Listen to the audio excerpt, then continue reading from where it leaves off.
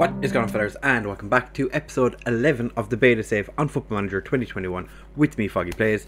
We are going taking on Cagliari today as Atalanta, and we're going to do the Champions League draw after that. I think we might do, I might show you the end of the transfer window, just any extra roundup, because should be a short enough episode.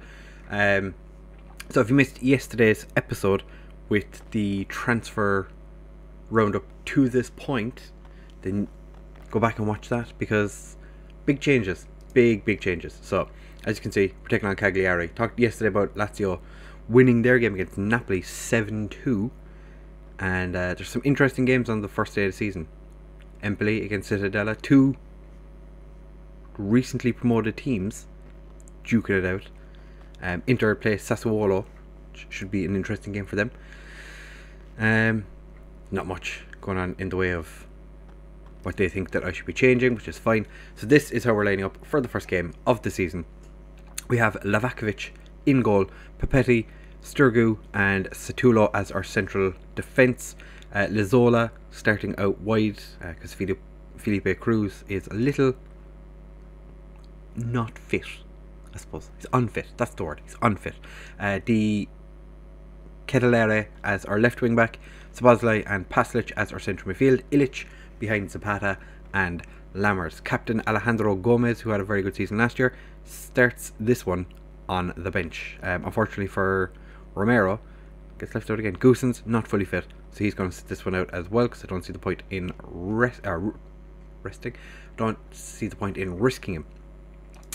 But Lavakovic, I'm hoping that he does well today, because like I said in the last episode, this is the first time that I've ever actually used him. I normally don't, because he's, you know, everyone goes for him. Came up for 10 million, I had that.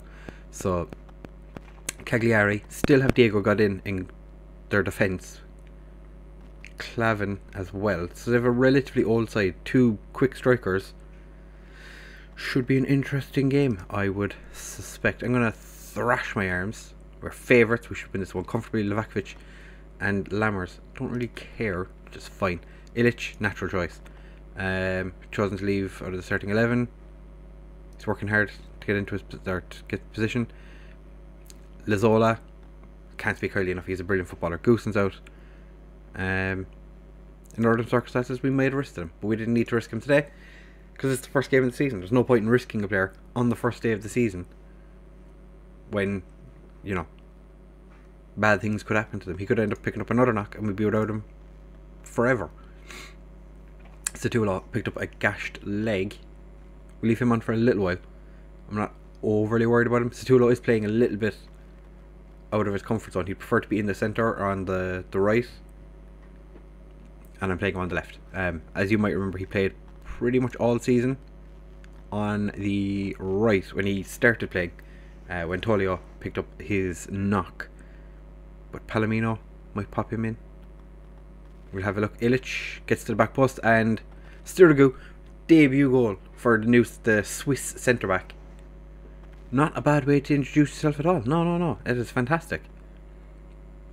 We'll have a look and see. It was Papetti put it back across post, or across the goal, and Sturgu just boshed it into the back of the net. Happy days. So our XG is 0.96 to Cagliari. They're 0.09. So we're going to pump fists. Things are going well. I know you're capable of even better. So let's have a look at Satulo. Satulo's fine. Satulo's fine. Lammers is not having a great game. Ooh. Ended the season really well. Starting today quite poorly. Marcus Leandro sitting on the bench going, "I get ready, boss." It's like, yes, you will. You're going to have to, because you're going to be coming on at some point in this game. Duvan Zapata in the friendlies was an absolute animal at the deep lying forward. Not so much today. It's been fairly quiet today. The rules have changed as well now, so you can only make 3 substitutions in Serie A. So we're going to have to be a little more cautious with the amount of changes we are making. So Marcus Leandro is going to come on for his debut. Who have we got on the bench that I'd like to bring on? Malinovsky wouldn't be a bad option, but I kind of want to take Situlo off because he's carrying that little knock. Bring on Palomino, and we leave our final change for just a little bit longer, just in case anything does happen. So one of our players picks up a knock or something. You know, if something happens, we'll have a substitution ready on the off chance.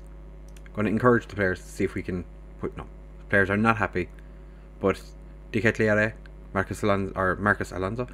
Marcus Leandro to De Ketelaere, who gets dispossessed, but Palomino's there to win it back. Stirgu, Ilic tries to find Duvan, and Cagliari tidy up. Lazola, who I'm putting an awful lot of faith in this year.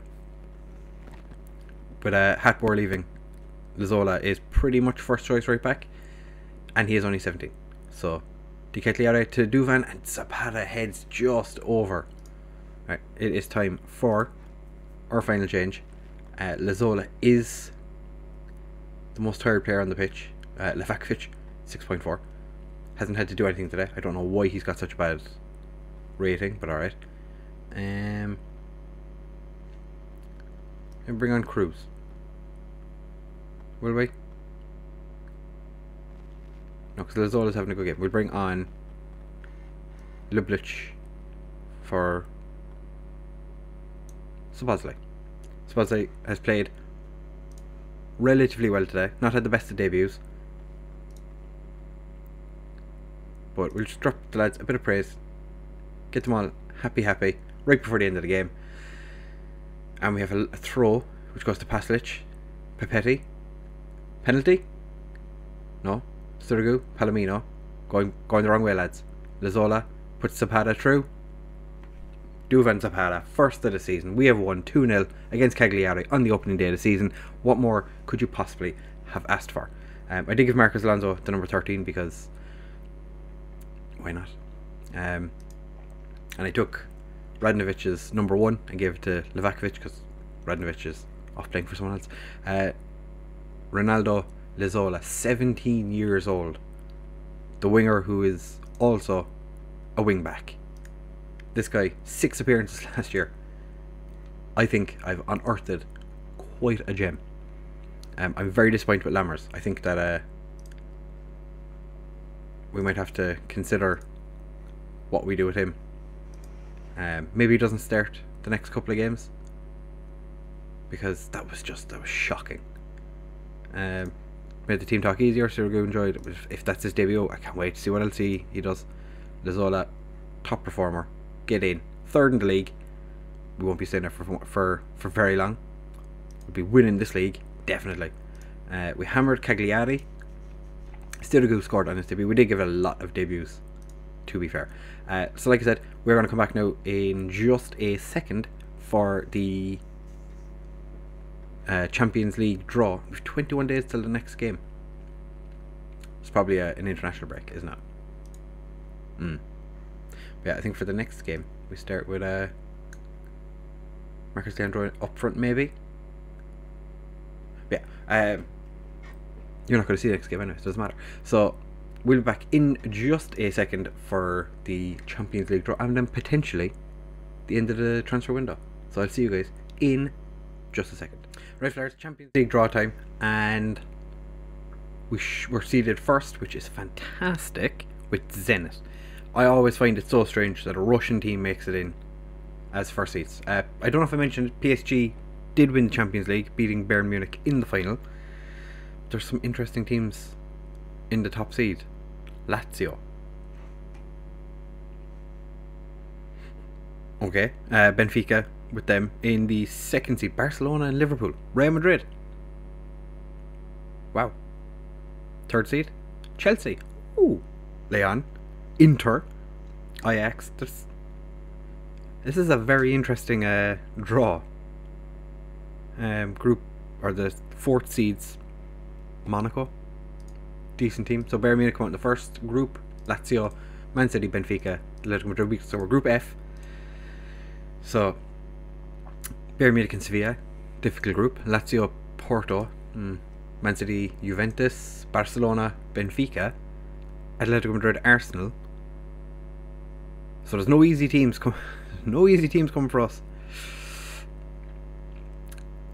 We can beat Borussia Dortmund. We got Borussia Dortmund, PSG, Real Madrid, Zenit, Liverpool. Our group looks quite difficult, as does Group G, C, E doesn't look very easy either. So Chelsea go in Group A, so it's made that just a tiny bit more difficult. Group B looks it would be quite an easy group for whoever's, for like Lazio. Shakhtar going to Group C, Leipzig Group D, Ajax into Group E. So it's going to be Salzburg or Copenhagen for ourselves. I would like Copenhagen. Salzburg, of course. Copenhagen get Group G and Inter into Group H. So I think Zenit are screwed. PSV, Fenerbahce into Group B. Group B does look very open, so that'll be an interesting group to keep an eye on. Cologne going to Group C. I think they're doomed. Group D get Club Brugge. How very unfortunate for them. Young Boys into Group E. So we're going to get Monaco, Dinamo Kiev, or Rangers. I would like Rangers. Dinamo Kiev. Rangers going to Group G. And Monaco into Group H. So, interesting. I think we shouldn't have too much trouble getting through we shouldn't, in theory, shouldn't have trouble getting through our group. But knowing us, we probably will. So, also, didn't think about it, Champions League draw group registration thing, that's going to be interesting with so many of our players after leaving. Who do we play first? So we played Dinamo Kiev first in the group, then Salzburg, and then we'd have a double header against Borussia Dortmund. Should be interesting. What we might do is Salzburg and Borussia Dortmund in the next episode, and then potentially Borussia Dortmund, Dinamo Kiev the episode after, and then maybe Inter and Salzburg, or Salzburg and Torino for the episode after, because I do want to get all the Champions League teams in at some point in this group, because it would be interesting to see how we get on. One thing I did gloss over was the fact we lost to New York City FC in a friendly. I didn't really put out a very strong side. Gaito Fernandez, I think this may have been a mistake. Giving him first choice goalkeeper, I think that was a mistake. He's not very good. So we will be back in just a second to see who we sign and who we get rid of, because we do have a couple of players that were, after throwing a couple of offers out, and they're not players you'd expect, because most of you probably never even heard of them, because until the start of this series I'd never heard of them either. But I'm telling you, Scandinavia this year, Scandinavia is just boshing players out like it's nobody's business. So back in a second for the roundup of the last of the transfers we're going to do for the summer. Hopefully they'll have the same impact that Sturgu had, because what a performance he had. So back in a second. So the transfer window has slammed shut, and as you can see, some of the biggest transfers were Lautaro Martinez going from Inter to Chelsea for 68 million. Donnarumma going from Milan to Chelsea on a free. That's definitely going to hurt AC Milan. And Toivonen going from Marseille to Inter for 46 million. Inter spent 129 million in this transfer window.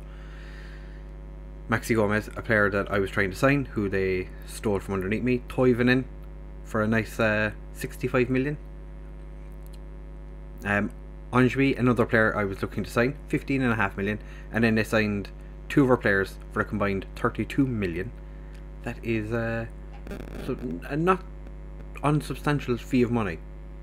Who did they sell? So, like, obviously we know we signed Esposito. They sold Candrava for 2.3 million. Matteo Polinato,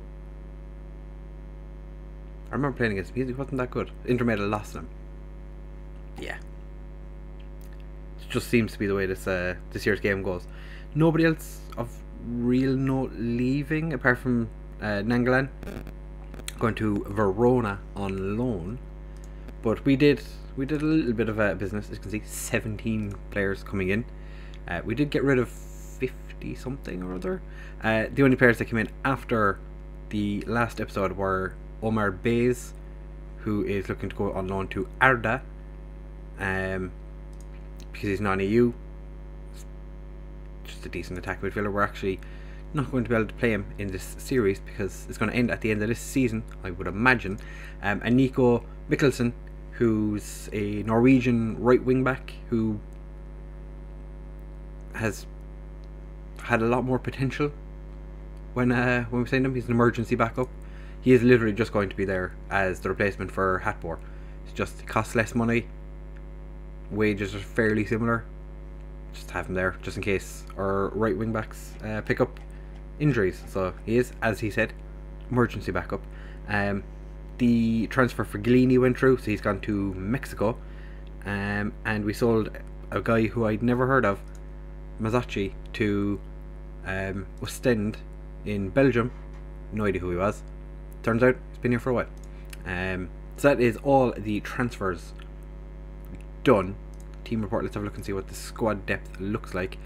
Actually, we'll just do the overall. So this is the team that they think is our best team.